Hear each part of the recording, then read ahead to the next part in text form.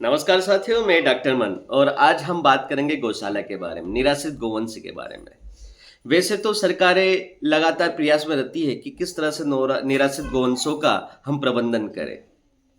कई बार बहुत सारे जो एक्सपर्ट होते हैं, मनीषी होते हैं, जो चिंतक होते हैं, विद्वान होते हैं, उनके मैं आलेख भी पढ़ता हूँ कि किस तरह से निराश्रित गोवंशों का हम प्रबंधन कर सकते हैं। सारी चीज़ें आती है, इम्प्लीमेंट होती है और कई बार हम काफ़ी हद तक सफल भी होते हैं। लेकिन हम खबरें पढ़ते हैं कि किसी राजमार्ग पर देखते हैं कि कई बार हम निकलते हैं, भोपाल से आगे निकलते हैं या जबलपुर से निकलते हैं, तो गाय बैठी हुई हमें मिल जाती है।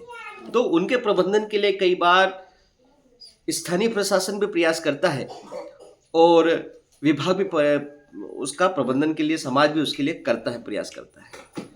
साथियों, निराश्रित गोवंश का सड़क पे बैठने का कारण हमारे माननीय मुख्यमंत्री जी ने बताया था कि किस तरह से मच्छर मक्खियों से परेशान होकर के वो सूखी जगह चुन करके रोड पर बैठ जाती है, जिसकी वजह से तेज वाहन की वजह से वो हवा से मच्छर मक्खी नहीं बैठती, इसलिए गाय माता परेशान नहीं होती है। साथियों, गो अभ्यारण्य भी बना, सारी चीज बनी, लेकिन समस्या वहां की वहां रही। आज हमारे पास यदि हम 19वीं पशु संगणना जो 2019 की 20वीं पशु संगणना हुई थी उसका आंकड़ा माने तो लगभग 1,87,00,000 हमारे पास गोवंश है, जिसमें से 8,54,000 हमारे पास में निराश्रित गोवंश है। हमारे पास गौशालाएं भी है, लगभग 3,245 गौशालाएं स्वीकृत गौशाला है, जिसमें कि जो निर्मित गौशाला है 1794 है और उसमें से 1563 गौशालाएं अभी संचालित है, जिसमें गौवंश का लालन पालन और देखभाल बकायदा सिस्टमेटिक रूप से, सुचारू रूप से हो रहा है, जो कि सुचारू रूप से संचालित है और सरकार 40 रुपए प्रतिदिन के हिसाब से उन पर अनुदान भी देती है। साथियों, क्यों जरूरी है निराश्रित गोवंश का प्रबंधन? एक बहुत बड़ा मुद्दा है। हम बात करते हैं कि वर्षा ऋतु में, चूंकि मैं पशु चिकित्सक हूँ और इस मुद्दे से सीधा जुड़ा हुआ, तो वर्षा ऋतु में क्या होता है, अधिकतम जो एक्सीडेंट होते हैं जिसमें गौवंश घायल होती है, कभी कभार जनहानि भी हो जाती है। कई बार अभी देख रहे हैं कि अभी एक दूध का टैंकर पलट गया, कई बार मोटरसाइकिल से पति पत्नी जा रहे हैं तो वो गिर गए, तो कई बार गायों के पेट टूट जाते हैं, उनके खूर निकल जाते हैं, ऐसी कई चीजें देखने को मिलती है। तो पीड़ा दोनों जगह होती है, तो उसका कोई सटीक समाधान निकालना भी जरूरी है। मध्य प्रदेश सरकार कामधेनु योजना लाई है। अब कामधेनु योजना में क्या है, एक स्वावलंबी गौशाला बनाना है, जिसमें गौशाला अपना प्रोडक्ट भी बनाएगी, उत्पाद भी बेचेगी और गौशाला आत्मनिर्भर भी बनेगी। तो ये क्या है कामधेनु गौशाला योजना, उस पर आज हम चर्चा करेंगे। चूंकि दैनिक भास्कर में एक विस्तृत खबर इसमें छप चुकी है, तो मैं प्रयास ये कर रहा हूँ कि वो साधारण भाषा में तो उसी को आप तक पहुंचाऊं कि कौन से प्रश्न आपके मन में होंगे, उन प्रश्नों के जवाब मैं आपको उसी के हिसाब से देना चाहता हूं। तो साथियों, सबसे पहली बात जो है कि ये जो कामधेनु योजना है, कामधेनु निवास योजना इसको नाम दिया गया है सरकार में और कैबिनेट से पास हो गई है। ये 8 अप्रैल 2025 को कैबिनेट में स्वावलंबी गौशाला योजना के नाम से नीति को मंजूरी दी गई थी, जिसमें आधुनिक गौशालाएं बनाई जाएगी और जिस जिले में निराश्रित गोवंश की संख्या ज्यादा है वहां एक से अधिक गौशालाओं का निर्माण भी कर सकते हैं। बात आती है एक गौशाला में कितनी गायों को रखा जाएगा, साधारण सा प्रश्न। तो एक गौशाला में 5,000 गायों को रखना अनिवार्य है, जिसमें 30% जो गाय होती है वो उन्नत नस्ल की या दुधारू नस्ल की गाय होगी। मतलब 70% निराश्रित गोवंश ऐसे रहेंगे जो कि प्रोडक्टिव नहीं है, लेकिन 30% उसमें आप उन्नत नस्ल के पशु रख सकते हो, सिर्फ देसी नस्ल के। इसमें विदेशी नस्ल का कोई प्रावधान नहीं है। आप संकर नस्ल और विदेशी नस्ल को इसमें नहीं रख सकते, आपने देसी जानवर ही रख सकते हैं। गौशाला के लिए जमीन कौन देगा, बहुत बड़ा प्रश्न है। प्रश्न का साधारण सा उत्तर है कि गौशाला संचालन के लिए 125 एकड़ सरकारी जमीन यूजर राइट के तहत ली जाएगी, उपयोग के अधिकार के आधार पर सरकार देगी। और यदि अतिरिक्त 1,000 गोवंश यदि बढ़ता है तो उसके लिए 25 एकड़ जमीन एक्स्ट्रा आपको दी जाएगी। व्यावसायिक गतिविधियों के लिए 5 एकड़ जमीन अतिरिक्त दी जाएगी। यदि आप जो सारी व्यावसायिक गतिविधि उसके लिए 5 एकड़ जमीन आपको अलग से दी जाएगी। इस तरह से जमीन मिलेगी। 20 एकड़ में आपका अस्पताल रहेगा और अस्पताल के जो कर्मचारी है, जैसे एक पशु चिकित्सक 5,000 पशु पे एक पशु चिकित्सक का होना अनिवार्य है और 3 पैरावेट जो फील्ड ऑफिसर होते हैं, जो टेक्नीशियन होते हैं, उनको रखना भी जरूरी है। पैरावेट को होना भी 3 का जरूरी है। और 2.5 एकड़ उसके लिए चरनोई भूमि होना चाहिए, जैसे चरवासा कहते हैं। और 102.5 एकड़ में बायोगैस प्लांट और चारे उगाने, जो घास उगाने के लिए जगह होना चाहिए, चारे के लिए घास उगाई जाएगी। ये उसका पूरा रोड मैप है। अब 125 एकड़ जमीन कैसे मिलेगी?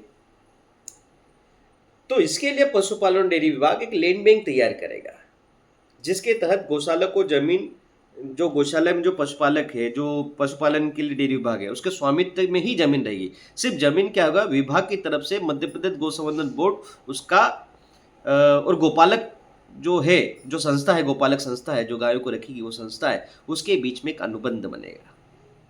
वो जमीन जैसे दिए वैसी के आधार पर काम करेंगे, कि जैसे वैसी के आधार पर रहेगा। अब जमीन पर सेट का निर्माण कौन करेगा? तो सेट का पर निर्माण गोपालक संस्था जो आ रही है वो पूरा सेट का निर्माण करेगी। फेंसिंग हुआ, जल प्रबंधन हुआ, बिजली हुआ, गौशाला तक पहुंचने की सड़क हुई।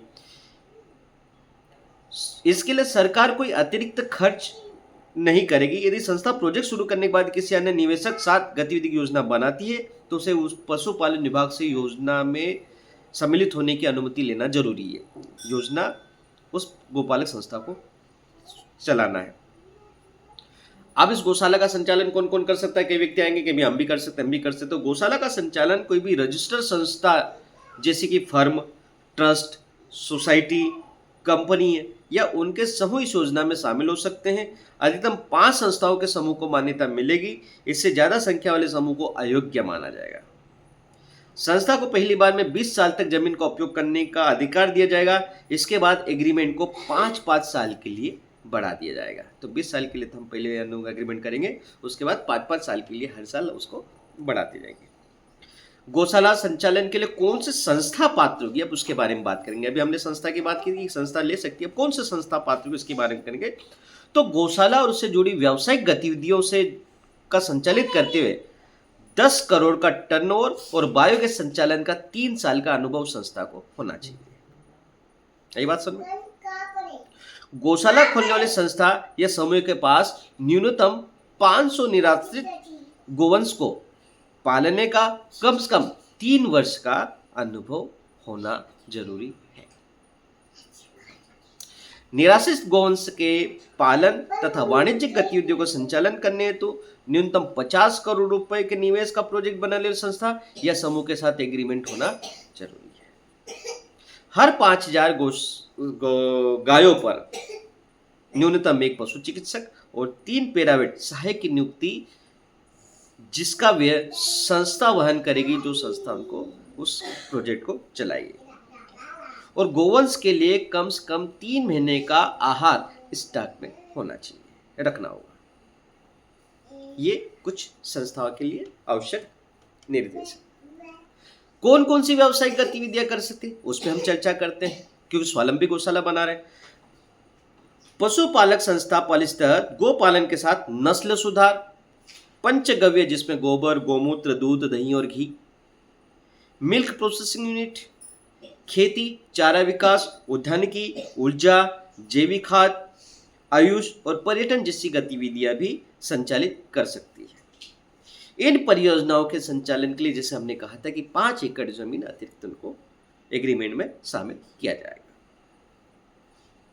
गायों को न रखने पर क्या कोई जुर्माना लगेगा? ये अच्छा प्रश्न है, क्योंकि कई बार कहीं से पशु आते हैं तो कई गौशाला उसको रखने से मना कर देते, तो उस पर क्या जुर्माना लगेगा?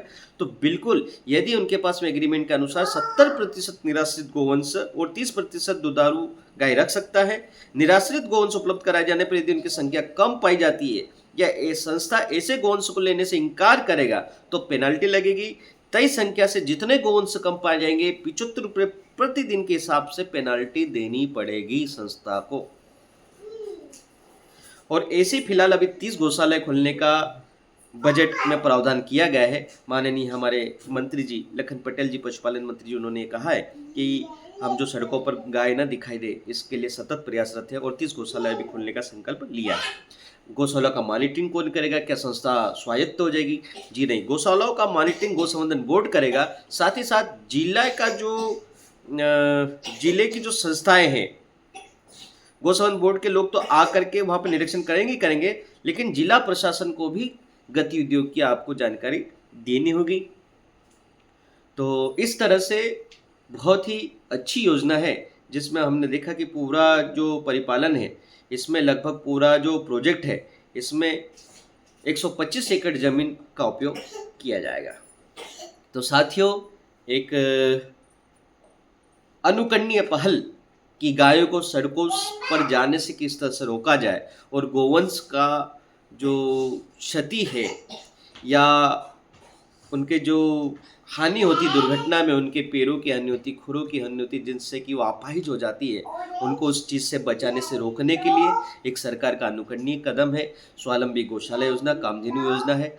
आप अपने फर्म, आपके रजिस्टर्ड संस्थाएं, सारे जो व्यक्ति हैं वो आगे आ सकते हैं और इस पुनित पावन कर्म में सहयोगी बन सकते हैं और स्वावलंबी गौशाला का एक अच्छा एक प्रतिष्ठान में बोल सकता हूँ कि आप अच्छे से उस संस्था को चला सकते हैं, जिससे कि गोपालन भी होगा, गायों की सेवा भी होगी, गौ सेवा भी होगी, गोग्रास भी आपको देने का अवसर प्राप्त होगा और आप गायों को अच्छा जीवन भी दे सकते हैं। नमस्कार, धन्यवाद।